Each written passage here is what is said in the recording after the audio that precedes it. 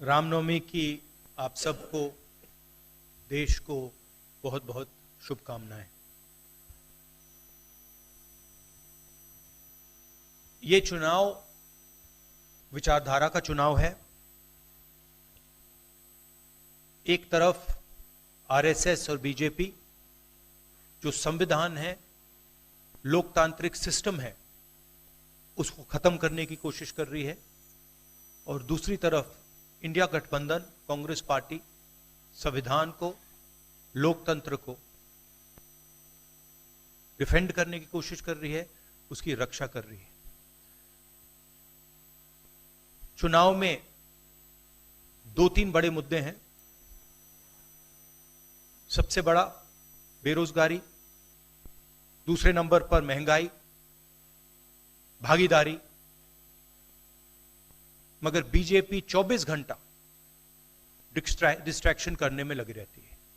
कभी प्रधानमंत्री समुद्र के नीचे चले जाते हैं, कभी आसमान में सी प्लेन पे चले जाते हैं, मगर जो मुद्दे हैं उनके बारे में ना प्रधानमंत्री ना बीजेपी बात करती है।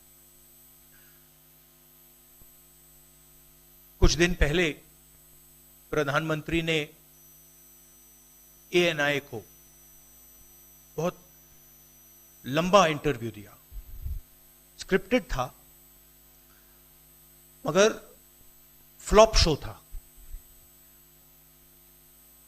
प्रधानमंत्री जी ने उसमें इलेक्टोरल बॉन्ड्स समझाने की कोशिश की।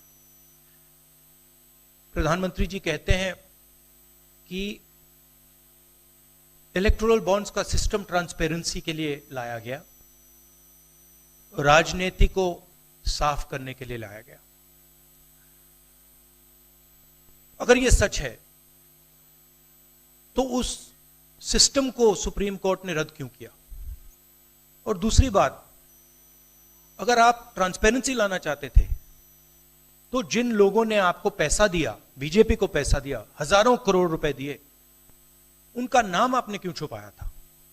और जिन तारीखों पे उन्होंने आपको पैसा दिया, उसको आपने क्यों छुपाया था? पता लगता है हजारों करोड़ रुपए का कॉन्ट्रैक्ट किसी कंपनी को मिलता है, उसके एकदम बाद वो कंपनी बीजेपी को पैसा देती है। सीबीआई की इंक्वायरी होती है, ईडी की इंक्वायरी होती है, किसी कंपनी पर शुरू होती है। उसके 10-15 दिन बाद कंपनी करोड़ों रुपए बीजेपी को देती है, और फिर सीबीआई की इंक्वायरी, ईडी की इंक्वायरी बंद हो जाती है। सड़क पे इसको एक्सटॉर्शन कहते हैं। एक्सटॉर्शन कहते हैं सड़क पे। तो ये जो है इलेक्टोरल बॉन्ड्स का जो स्कीम है, ये दुनिया का सबसे बड़ा एक्सटॉर्शन का स्कीम है। हिंदुस्तान के सारे बिजनेसमैन इस बात को समझते हैं, जानते हैं, और प्रधानमंत्री जितनी भी सफाई देना चाहें कोई फर्क नहीं पड़ने वाला है, क्योंकि पूरा देश जानता है कि प्रधानमंत्री भ्रष्टाचार के चैंपियन है।